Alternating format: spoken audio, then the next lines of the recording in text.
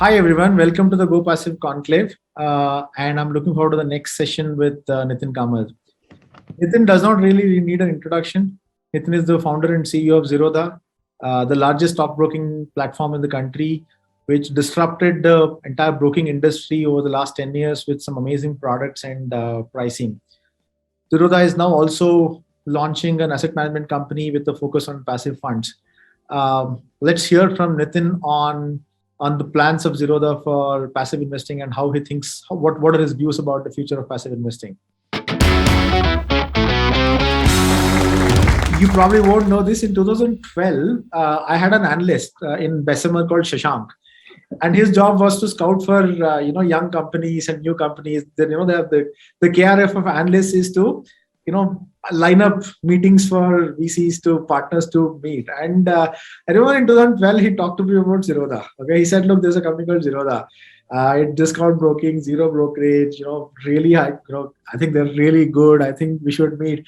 And I don't think I understood head or tail of what he said. Look, doesn't sound like it's going to be like, this is my 2012 first time I ever heard of Zerodha as a VC.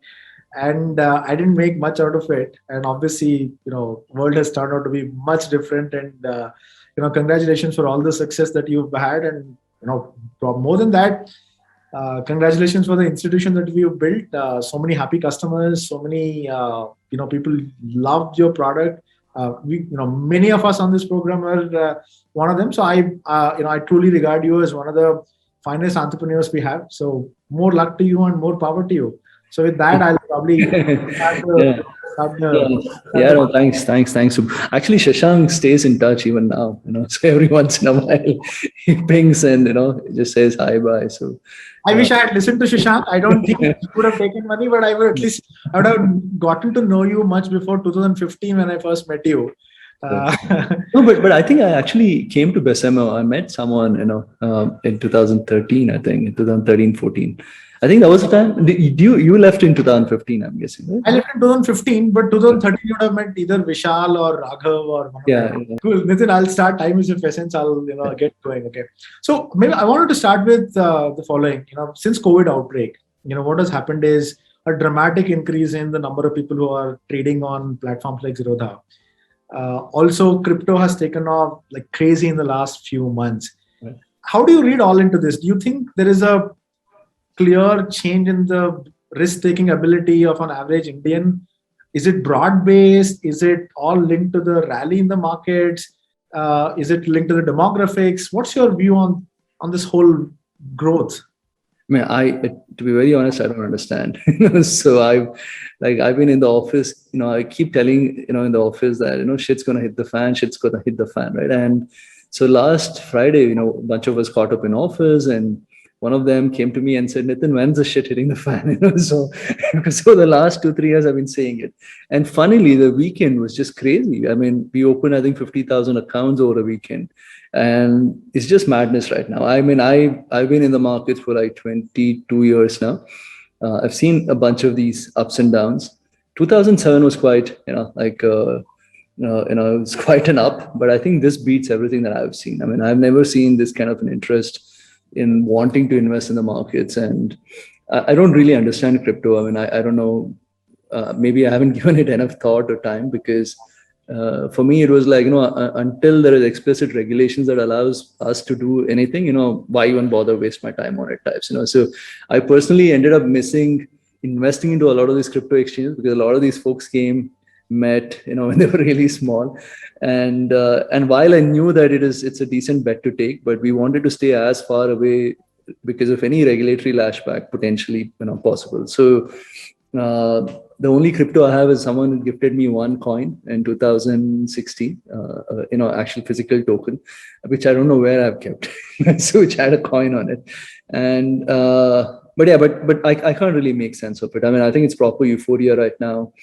It's just, there's a lot of greed. So I think it feels, I don't know if a broker will say this, but I think it feels like a bubble, But the problem is, you don't know how big this can get, right? As in this has got all indications that this is, the proper bubble territory.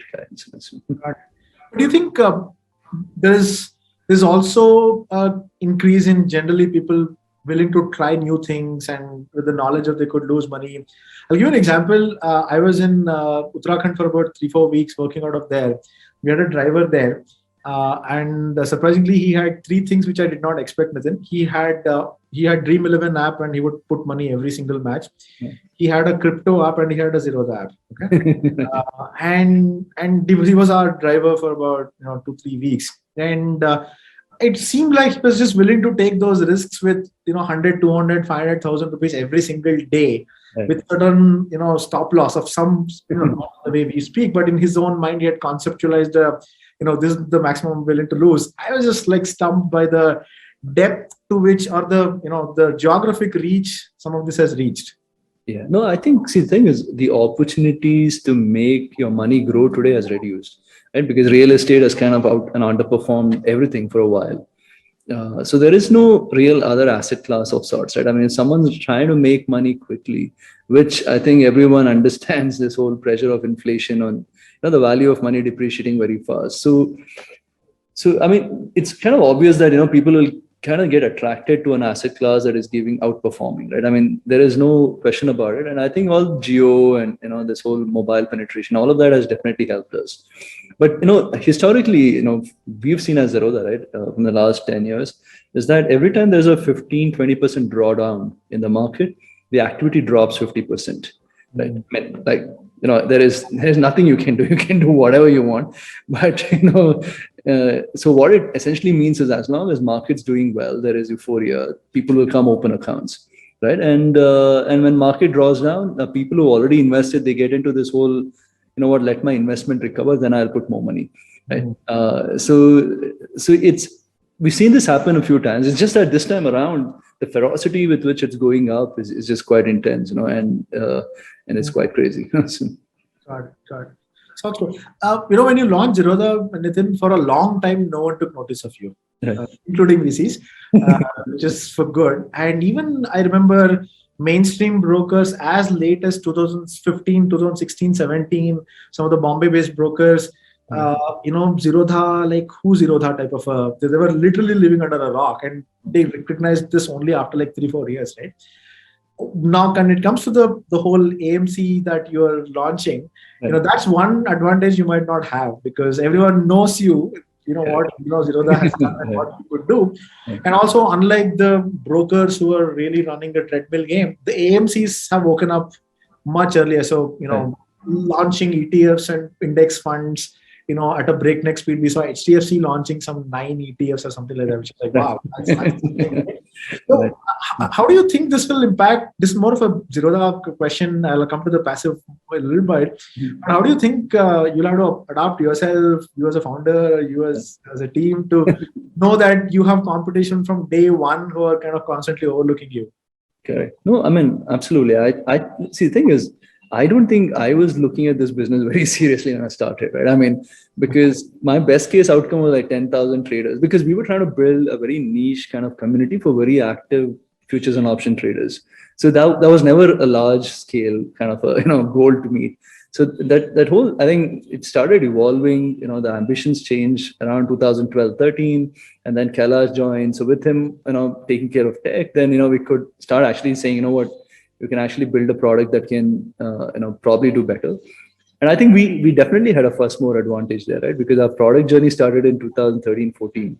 So and broking product is extremely complex because of all the dependencies you have, and it has to be real. It has to be, real as in it has to be live. You can't be like 2-second delayed or whatever, right?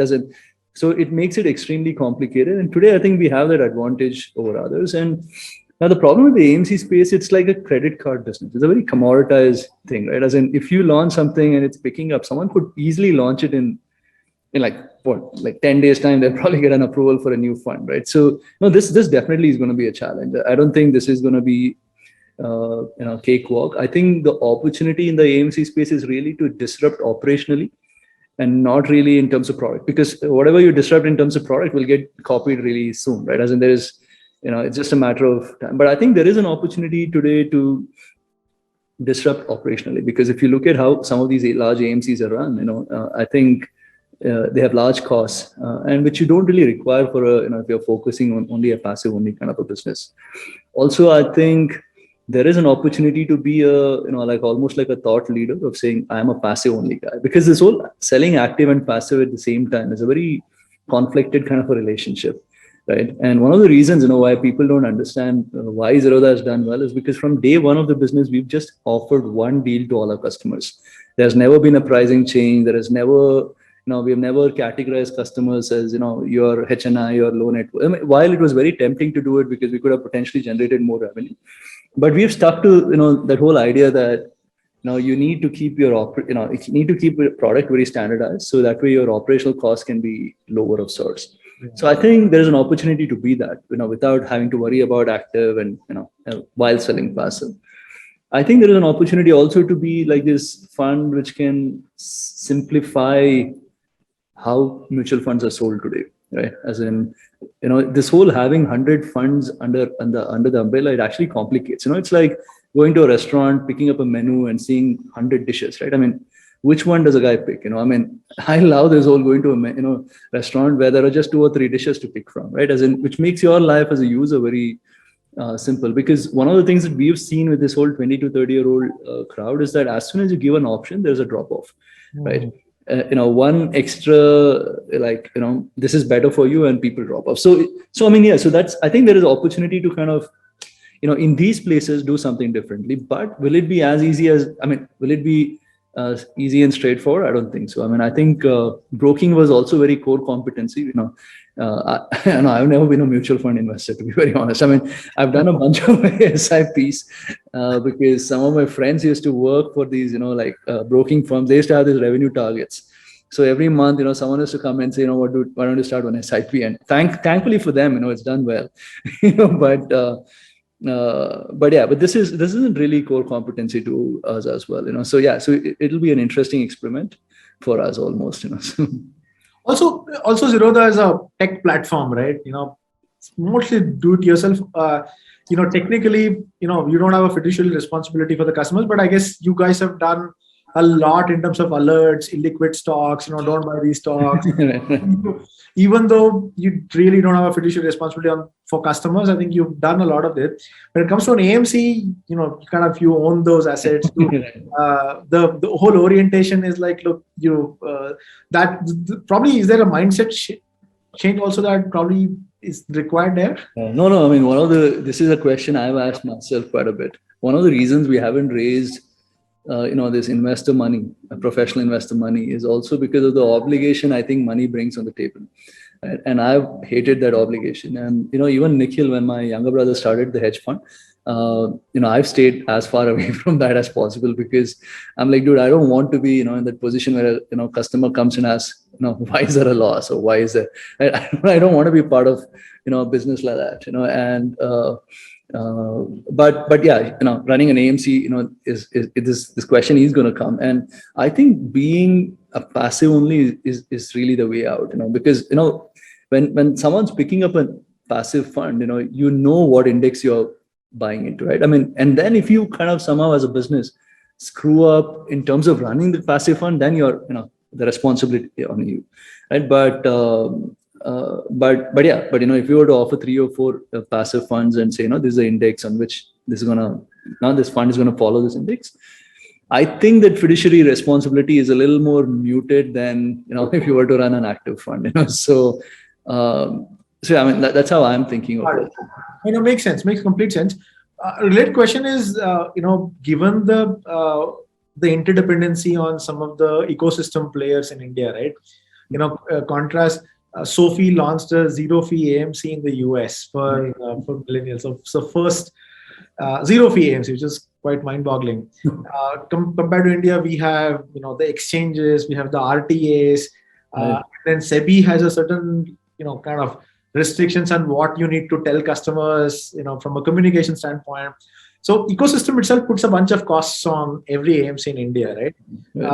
Other than the bloated cost structure, many of the larger AMCs have on their own, which is something that you're looking to disrupt. So the question is, how do you sort of optimize costs and operations, right? One way is to build own RTA and so on and so forth. So what's your view on optimizing operations and costs? Yeah, no, I mean, see, the thing is, yeah, some of these costs, I don't think there's any getting over it, right? As in the, like, for the example, the RTA costs or depository costs and all of that. Uh, and like, a lot of people somehow expect us to come launch something at 0.001, launch index funds at that. I don't think it makes sense, right? I mean, we've said this before as well, that the reason zero brokerage works for equity investing at Zerodha is because our active traders are subsidizing our investors, right? I mean, we do 10 million orders a day, while half of them are zero brokerage, half of them generate some revenue. And the ones who are generating revenue are really subsidizing, right? And this whole, if you do it, at costs which are not sustainable, the business won't be around, right? So the thing is, the AMC is a separate standalone business. So we are not, I don't think we're looking here to come and say, I'm going to be the lowest in terms of, expense ratios. I don't think really, that like 5-10 bips here or there is going to make a big difference in this business, So because see, we are thinking of this AMC as for people who haven't invested in the markets, right? As in all who have just started investing. I think the plethora of options for people who already know how to invest. Right. I think there are enough and more funds. I mean, there are 40 plus AMCs. I don't know how many funds, right? So I think the way we are looking at this is, there is an opportunity to get this new class of investors, this 20 to 30-year-old, who probably thinks mutual fund investing is complex because of all the options available out there. And maybe we need to give them simpler options to understand. So I mean, that's how we are looking at it, but this is a question I have, which is, if even at 25 bips, right? If you get to 100,000 crores of AUM, that's a 250 crore revenue, right? I mean, and I don't know how this is going to hit 100,000 crores AUM, but well, I'll tell you how it's going to hit. It's going to hit exactly like the way you added 50,000 traders over the weekend. Yeah. Market expansion is the only way this can happen. Yeah, no, that's a very, very fair sort of a question. Sort of to think about, but also, from a market landscape perspective, from the customer perspective, right? So if I fast forward 3-4 years, there'll be a bunch of ETFs and index funds that mimic all kinds of indices, and there'll be wrappers built around existing indices. How do you think the customer should go about choosing a particular index? Let's say we want to mimic Sensex or Nifty. There'll be so many options. Like, how do you choose? Yeah. No, see, I don't think there's an opportunity to go put up another Sensex, another Nifty fund, right? I mean, there's just too many options already. So there, I mean, I don't think it will make sense for us to, even attempt to do it. Because even, see, today, for me, if it's an ETF, it's liquidity, right? I mean, if I had to pick up between 3 or 4 ETFs, I'll pick up which is the most liquid, because you can potentially get hurt in impact cost more than whatever the expense ratio is, right? So, unless that's really I mean, you can look at the tracking error, but I think, for people who are more actively kind of getting in and out, I think that whole impact cost is a very, kind of, what is the trading volume on that ETF is really what I'm looking at. But generally, your point is right. As in, if there were 10 different ETFs passive for the same index, I mean, how does someone, it doesn't even make sense. I don't think people should do it just because there is this whole pressure to go towards passive, right? And makes sense. So, Nitin, if you fast forward 10 years, today passives are about like single-digit percentage of the total sort of AUM. What's your view? 10 years later, do you think it's going to be 20%, 30%, 50%? US has some indications where it can go. What's your own sort of judgment on this? I think, see, the thing is, eventually this whole outperformance, right? I mean, can Indian active fund managers, outperform the index is a question, right? I think, given what's happening in the world around, I don't think that'll happen, right? Indices, at least in the large cap, maybe even in some of the larger mid cap kind of, that category, I think fund managers will struggle to beat the index, right? Which means that the indices will outperform. And once they start outperforming and there are enough people shouting about it, that whole shift from active to passive can happen really, really fast. I mean, it's like this, right? Like, it took us, I don't know, 8 years to get to 1 million customers, and we went from 1 million to 7 million in 2 years. So it's just that, that once people have enough realization that, what, it makes no sense to be in an active product. And so at that point, how much can the shift be? Anyone's guess, right? I mean, it's but will that happen in the over next 5 to 10 years? That's a bet we are taking, essentially, by being in the AMC space. Look, I think we believe that shift will happen. I think for our own views, like 40 to 50% of assets probably will move to passives over the next few years. One, for cost reasons. The other one is the fund managers' ability to consistently, or lack of ability to consistently beat the indices and so on and so forth. And third one is players like Zerodha and coming up and offering these which otherwise not available. And probably the fourth one is regulations and for favorable regulations. So we are very positive about the passives. Nitin, what's your advice to a first-time investor? Should he start investing in stocks on Zerodha? Should he buy crypto? Should he buy an actively managed fund? Should he just buy a passive fund? So let's say someone comes to you and say, look, I got a bonus of 1 lakh rupees. Where do I start? What's your advice? Yeah, no, I mean, I usually tell people, only use what you can afford to lose to trade riskier asset classes. So if you're doing stocks, maybe, try doing 10-20% of that 1 lakh rupees. If you're doing crypto, maybe do 1%, 2% of it. And the riskier it is, the lesser the exposure you need to take. But I think mutual fund is it. I mean, I think, active or passive today doesn't matter. If you're a first timer, I think it's about just getting started, because I believe that while we are in a bubble, that India is in a long term, one of those markets that'll probably grow, and then you don't want to be missing that India story, right? As in, it's quite funny how many of my friends have actually missed out the last 10-15 years of India growth. Putting money into real estate, gold, etc. Like now today at 18,500 Nifty, they're suddenly woken up and like, Nitin, tell me what stocks to buy, right? And while I've been telling them to do SIPs or whatever, right, over the last 10-15 years, so I think every Indian has to have some exposure to India, and so I think active or passive doesn't matter. Just pick up a fund and start doing an SIP. And I think putting this whole one at a lump sum is also probably a mistake. So maybe out of that 80,000 rupees, think of it as 10 installments of 8,000 rupees, and over the next, like every 1 or 2 months, have one installment in, because I don't think market's going to continue running up like this forever, right? I mean, there are going to be drawdowns and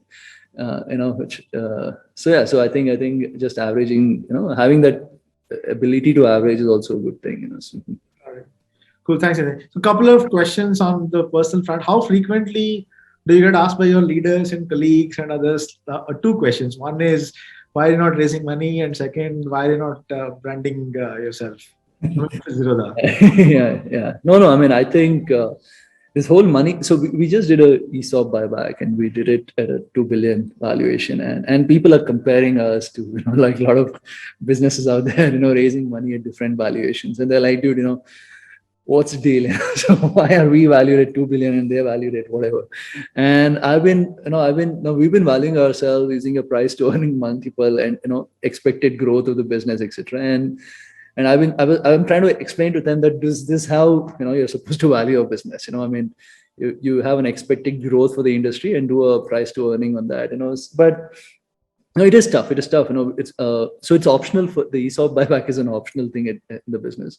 And I've been telling everyone in the office that as and when the business does well, the valuations will continue going up, right? It's about this whole growing slow, steady, having compounding, which is by your side, and not have this irrational exuberance. You don't want to create volatility in people's head about their net worths, right? I mean, imagine, suddenly you're 5 billion valuation, so everyone's ESOP's worth X, and then you're at 2.5 billion, So I don't want the team members to think about their own personal net worth, which is as a factor of the company valuation. So, I mean, that is one. I mean, on a personal level, we have this whole valuation raising. I mean, we don't really know what to do with the money, in the sense, like this whole AMC project, for example, is maybe a 150-200 crore project. I mean, of course, unless you want to have, all the people advertising for you. I mean, right?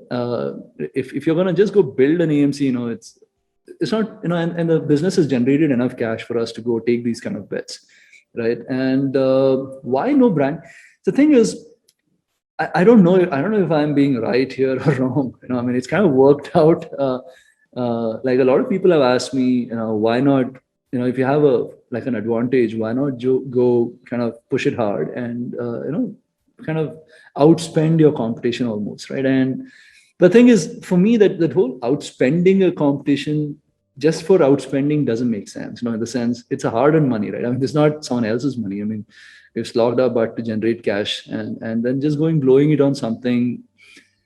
I don't know. I mean, it generally hasn't appealed. And also, this whole not marketing, not branding itself has become like a moat for us, right? As in, like I keep telling about this. There are like some of the best, say, pubs in the town are the ones who have never advertised, right? It's because it's like they are the ones who have a cover charge and they make it very hard to get in, right? And we are probably one of the only brokers who charge an account opening fees to open an account right from day one till now. So all our 7 million customers have paid at least 300 to 500 rupees to open an account with us, right? Because we are like, what, if you're not even serious enough to pay $300 or $500, I mean, this is a business about money, right? And if you can't pay that much, maybe you shouldn't even be investing in the markets, so right. So we've been qualifying people, based on that. I mean, it's like I said, it's a different way to run the business. I don't know if I'm being right or wrong.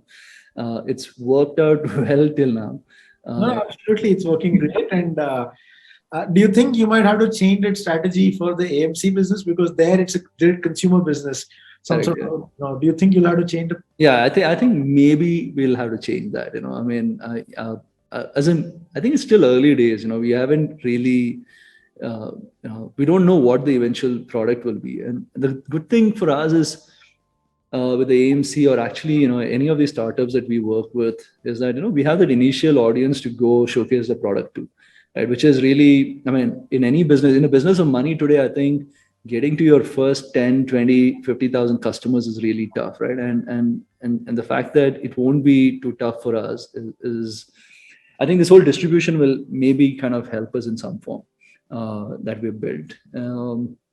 But yeah, but you're right. As in, if we have like a retirement product that we spoke about, I think people will need to know that there is a retirement product like this available. So yeah. So I think the AMC, I think we'll see how it plays. So we're not like it's not like we don't want to raise money. If there was if raising money and spending it helped us grow faster, we would have done it, right? But I personally think this whole raising money, because every customer for us brings a compliance cost, right? I mean, it doesn't make sense to just add customers who are not going to bring any business to you. So that's how, at least on the broking side, that's how we've been thinking. Got it. There's a couple of more questions. We've also been spending a bunch of time on other causes, other than the usual business in terms of making the world a better place. How do you split your time? How do you find time for all of that? No, I mean, we've been super lucky to find a great team for that. So it's like, I mean, it's a 9-member team. It's headed by this person called Sami, who was doing a brilliant job. And then I think I'm just being the capital allocator. So I would be lying if I said I'm really giving too much time to it. But there is, amongst the different things that we are supporting, there is one thing which is my pet idea, which is about creating like a digital green asset of sorts. It's like how you own a piece of a company. Can you own a piece of a forest, and like a sustainable regenerative forest? And if that is possible, if there was enough demand to own that, can you then go create supply on the other side, right? SEBI has actually put out this whole regulation around social stock exchange, which now seems like can enable an idea, something like this, which is the thing is what we've also seen, because we interact with a bunch of folks from across the world, is as soon as people have access to something, where they're a little more greener, like say every person who drives a Tesla is a little more conscious than a guy who's driving a Ford, like gas guzzler, right? So if you somehow gave an asset class to everyone, which is just a little green, just trigger that conscience in people saying, you are caring about this planet, and that can in turn have create almost like different kind of outcomes of sorts. So that's personally amongst the different things that we are working on is something that I've been talking to different folks from the government, SEBI, ministry, etc. So to see if we can enable that to happen. But the rest of the things is done by the team completely. Oh, that's fascinating, Nitin. Final question: what drives you? Right. Uh, I think this whole what we're doing at Zerodha is really what I've always wanted as a trader, right? So it still feels like the first day of the business, which is where there's a lot of excitement saying, what, this one new feature, this one new thing that we can build can actually help people do better with their money, right? And yeah, that's really what drives. The fact that you're really building a product for someone like you is really what keeps me going of sorts. While there's been a lot of opportunities to kind of allocate more of my time to do other things, I've said, what, I found my hole and I'm going to keep digging here. So and because this is what excites me the most, and I kind of also believe that your odds of hitting it out of the park is higher when you do things around your core competency and stuff you love in life than just picking up random things and trying to do stuff around it. So I don't really have another love. I mean, I love music, etc., but it's just it's more, I know I'm not like really passionate about it, but this whole trading, markets, money, helping people do better with their money, etc., is very close to my heart. And so that's what I think. Well, thanks so much, Nitin. That was a wonderful conversation. It was great to hear some refreshing thoughts on investing in general, and specifically about investing for new customers, passive investing. I definitely learned a lot about investing and how you think about. I also got to know about you much better. So thank you so much. This was wonderful conversation.